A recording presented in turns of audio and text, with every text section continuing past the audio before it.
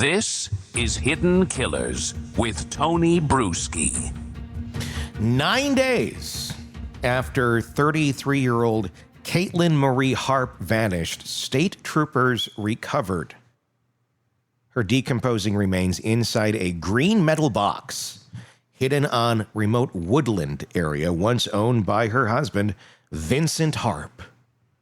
It sounds like I'm thinking of Vincent Price, It does kind of have that sort of creepy name to it, doesn't it? Mr. Vincent I Harp. always He thought it lives kind of a creepy name. He lives at that old house at the end of the neighborhood. He sits on his porch at night and looks at the children.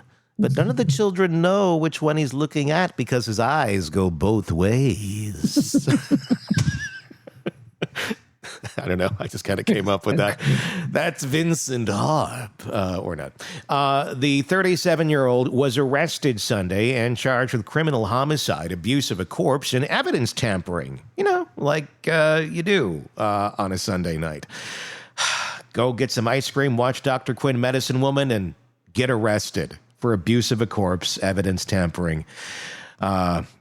He's being held without bail pending a July 14th hearing. He's going to miss the fireworks. Oh. Katlyn's twin sister, Heather Lane, reported her missing on June 20th after the pair missed the customary daily call, something Catherine never failed to do. Life 360 location sharing also froze that night, deepening concern. Investigators first interviewed Vincent Harp on July 21st in his cave. No, I just kind of picture him live kind of in a castle-like setting and being like a vampire. I don't know.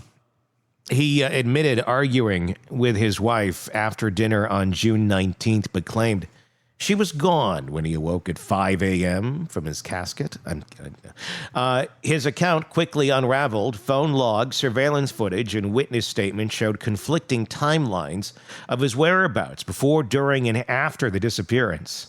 Detectives wrote in a criminal complaint. Security video from a nearby gas station captured Harp the morning of June 20th asking for latex gloves. When an employee handed over before he drove off in his silver Chevrolet Silverado. Chevy Silverado. The car that can pack a body. Just don't forget your latex gloves. Chevy Silverado. I'm trying to think. There was what was the jingle with Silverados back in the 90s? Like a rock? Like a rock. Chevy Silverado. Yeah, like that. Hours later, cameras recorded the same truck with a large green metal box strapped in its bed. The Chevy Silverado. Cell tower data placed Harp on a remote mountain road that day. In a GMC Yukon that became stuck in the mud, turning from Silverado to the Yukon, leaving drag marks into the woods. He could not articulate why he was there, troopers said. The phone then pinged back at the couple's residence. On June 25th, a buyer turned over an all-terrain vehicle Harp had sold the previous day, and luminol tests revealed human blood on the frame. Hate when that happens. Search teams returned to Harp Lane on June 29th after Lane spotted what she believed was her sister's metal box down a slope roughly 180 yards from a cliff. Troopers opened the container and were met with a strong odor of decomposition. A distinctive tattoo confirmed the remains belonged to Katlyn Harp. Forensic analysis later showed Vincent Harp's cell phone hit a tower near the site at 10:30 a.m. on June 21st. And again, around 6 p.m. that evening. Harp was arraigned Sunday and remanded to the Columbia County Prison without bond. If convicted of the top count, he faces life in prison. There you go. Well, and then it takes the sister to report her missing. So right off the bat, that doesn't look good for him. He's just like, well, I guess she got mad at me and took off. Better get in the Chevy Silverado. Get out of here. Yeah. But then, like, I think the sister got this really random text message, like at 4 a.m. from her sister that wasn't anything like how her sister writes, and it was full of typos and stuff. And so that's him just going, oh, look, I think it implied that she's seeing other men and needs to get away. And these guys, like, they don't think anybody's going to question that. Oh, look at it. It's in a text. Obviously, I would never have access to her phone. You mean cell towers ping? What is, Right? is that like ping pong? What do you mean? There's video cameras at the convenience store with me walking in asking if I could just have a pair of latex gloves. What? They got that on video? Not the brightest, There's folks. video with something in the back of my truck. What? And I just happened to own that property that I was on and got my truck stuck and her body was found. Coincidence? Like, it's just so sad. And I feel so sorry for this sister because I think she was one of them that, like, on the search for her daughter, for her sister, and found this The box her sister was in. Yeah. And they're twins. Not only is it bad enough it's your sister, but it's your twin. I can't imagine. What's the motive I can't here? imagine. Probably he got pissed off because who knows? She was going to leave him, or she wasn't doing what he wanted her to do, or she questioned his decisions. Who knows? Any number of things. Yeah.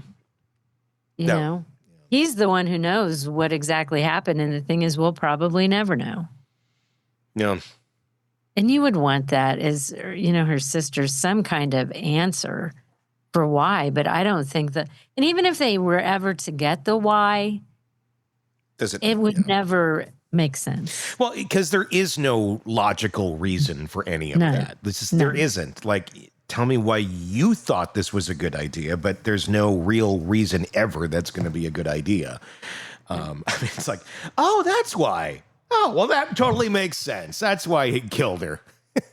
She made bad spaghetti. She didn't get the green Prego. She got the red one, and he doesn't like mushrooms. And she knows that I don't like them. Yeah. And he did it just to piss me off. She did it she hated me. She effed my mouth with the wrong Prego. Right? I mean, that's what it could be. Yeah. That's what's so sad about this. And then she's missing for days and he just goes about his business like nobody's ever going to think it was me. I did a great job covering my tracks. Well, I love it when people like him get caught. I love it. And it'll be interesting to see how this one plays out. I want to see more of the evidence. I mean, obviously there's quite a bit here. I'm wondering what's going to happen here.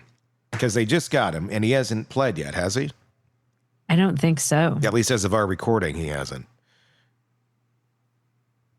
And I don't know that he's been officially arraigned. I think he has to go back to court in a week or two. Yeah. I don't know. It'll be interesting. I wonder what he'll plead, because this is some pretty strong evidence against him. Very strong. But, stranger things have happened. I mean, look, today Diddy is basically going to be a free man. So, right? That I did not see coming. And that means the Cassie video basically amounted to nothing. Nothing, because the count that was attached to, they found not guilty. Like, how can you listen to that evidence and be conflicted on it at all? And they had some holdouts on that. People are going mad. That's I don't understand any of it. I just don't. There's something in the water. And maybe there is. I don't know. But yeah, Anyway, tell me what you think about this story in the comments section on our YouTube channel. Just search Hidden Killers with Tony Bruschi if you're not there already. And if you're on the podcast platform, press subscribe there as well so you don't miss any of the stories we cover for you right here at the Hidden Killers podcast and True Crime Today. For Carol, I'm Tony. We'll talk again real soon. Craving non-stop true crime updates? Press subscribe now and get the latest cases, analysis, and expert commentary delivered straight to your feed.